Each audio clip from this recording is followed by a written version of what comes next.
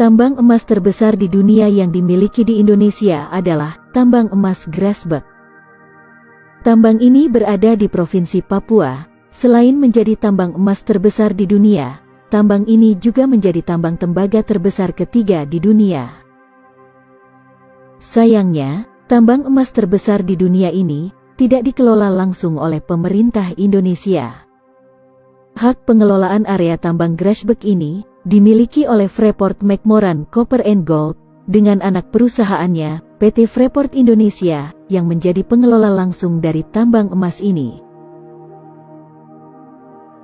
Ketika pertambangan ini dibuka, hingga sekarang, pertambangan ini telah menghasilkan 7,3 juta ton tembaga dan 724,7 juta ton emas.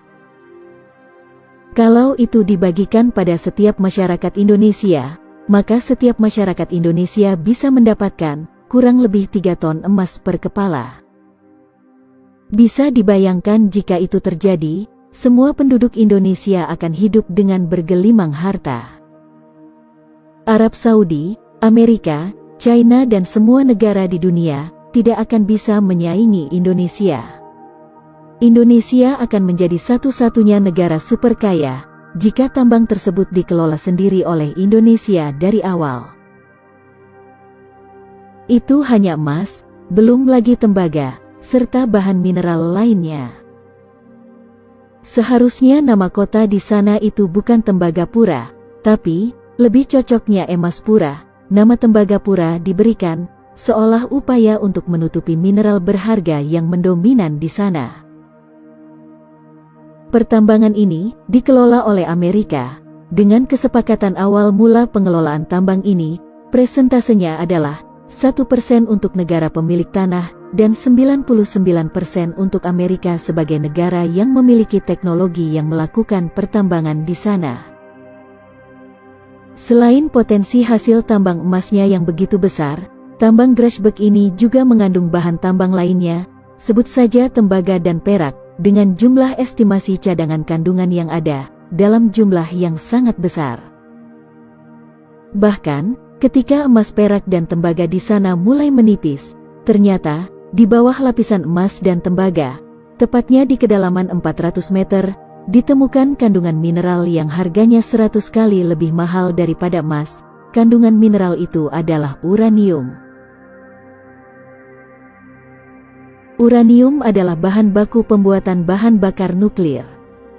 Belum jelas jumlah kandungan uranium yang ditemukan di sana, tapi kabar terakhir yang beredar, menurut para ahli, kandungan uranium di sana cukup untuk membuat pembangkit listrik nuklir dengan tenaga yang dapat menerangi seluruh bumi, hanya dengan kandungan uranium di sana.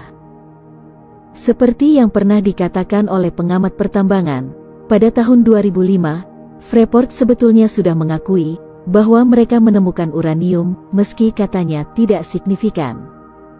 Kecurigaan ini diperkuat lagi dengan proses smelting biji tambang sebagian dibawa ke luar negeri. Jadi bisa saja ada kandungan uraniumnya. Waktu pihak dari PT Freeport dipanggil oleh DPR, mereka pernah mengakui adanya kandungan uranium, tapi katanya tidak signifikan. Porsi uranium itu sangat kecil, jadi tidak ekonomis jika dilanjutkan ditambang. Ya, wajarlah mereka berkata begitu. Di dalam kontrak dengan Indonesia, mereka hanya diperbolehkan menambang emas dan tembaga. Ini akan sangat sulit bagi pemerintah Indonesia untuk membuktikannya. Perusahaan Freeport itu tidak terbuka dan tidak bisa diaudit di Indonesia, namun terbuka di luar negeri. Namun, jika pemerintah bisa membuktikan bahwa Freeport juga menambang uranium, maka pemerintah berhak memanggil dan mengauditnya, karena mereka beroperasi di Indonesia. Kecurigaan bahwa Freeport memproduksi uranium memang bukan hal baru. Pada masa pemerintahan Presiden Abdurrahman Wahid, Freeport pernah dituntut untuk ditutup oleh Menko Equine saat itu. Bagaimana pendapat kalian tentang hal ini?